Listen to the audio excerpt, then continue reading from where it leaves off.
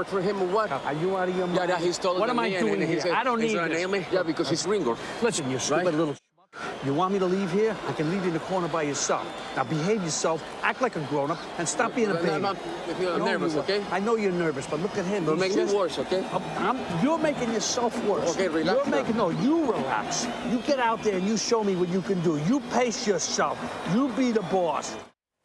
And Robert De Niro is here, and we welcome you back Welcome. to the table. Not throwing punches, but sparring there with your fighter, nevertheless. I know the trainer in question here is a legend in this sport. What drew you then to the story? Well, I just had seen a movie that Jonathan Jakubowicz had done, the director, and he had the script and sent it to me. And I was interested in Arcel because I had met him either once or twice when I was doing Raging Bull, and I was impressed with who he, just the way he carried himself.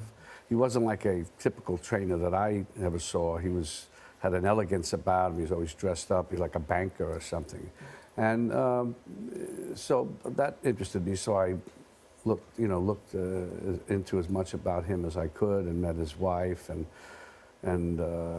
saw as much on him, and blah blah blah, research and so on. And in the meantime, we were getting closer to making the movie, but then and so I was committed to doing it. Then the financing just dropped because it was supposed to come from the Middle East. It just disappeared. So I said, why? And we were going to do it in Puerto Rico. I said, really, you should write a letter to the Panamanians and ask them to get some rich Panamanians to do it for a tax break, fund the movie. And, it's Panama, Duran's behind it, and that's how it happened. And I know the director went down there, moved there for a year, and really raised money, almost door to door. And again, in Panama, where Duran remains a legend. Well, he was behind it always, Duran was, and so that was the logical place also to shoot it there. That's a much more interesting place to shoot, the real place, the actual gym that he trained in. So it was meant to be. What did the family think of the story, the movie? I think they're just happy that it was done. They seem, pleased. Yeah, I mean, maybe they think they wish this was better or that, but that's typical and normal. I love going back through history, too. I mean, this fight that everybody remembers, the No Mas fight. Yeah. The Roberto Durán, Sugar Ray Leonard, and of course, they fought 3 times, right? As you go, and it was the second fight where Roberto Durán says, no mas. No mas, the second, yeah, that was the one. And there was such a controversy over that when he said no mas, right? Because there was some discussion about whether he had a stomach ache or...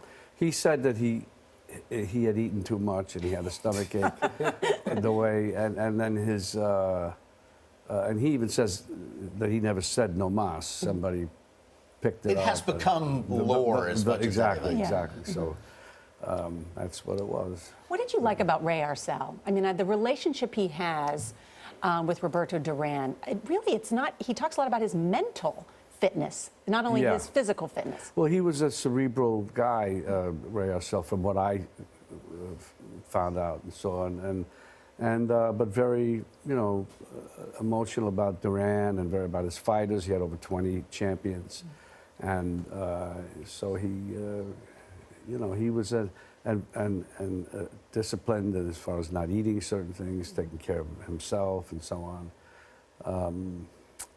And this was his last great fighter. Yeah.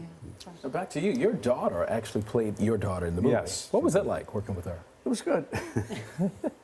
Yeah. Was it a lot of pressure for her? Were you easy on her? No, I think Jonathan Jakubowicz is like, he likes to use people that he meets, or, some directors are like that. They feel comfortable and there's a built-in relationship of sorts. It's not really our relationship, but it's something there. There's a comfort level and all that. So and I understand that in some ways.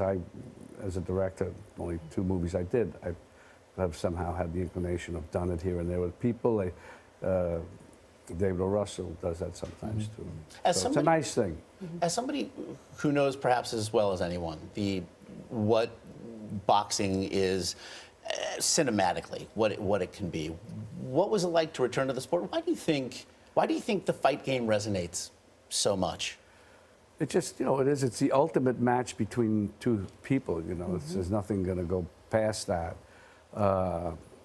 But I was interested. It wasn't so much the fighter thing. Of course, Duran, his story is a great fighter. I just happened to have known him during that period also. Spent a little time together during the No Mas period before that. But it's just, I like the story, really, the father-son type thing with Edgar Ramirez. That relationship, I think, is very important. Great stuff. Right, well done, and best of luck to you. Robert De Niro, it's always a pleasure to have you here. Thank you so much. Thank you. Hands of Stone is now in theaters.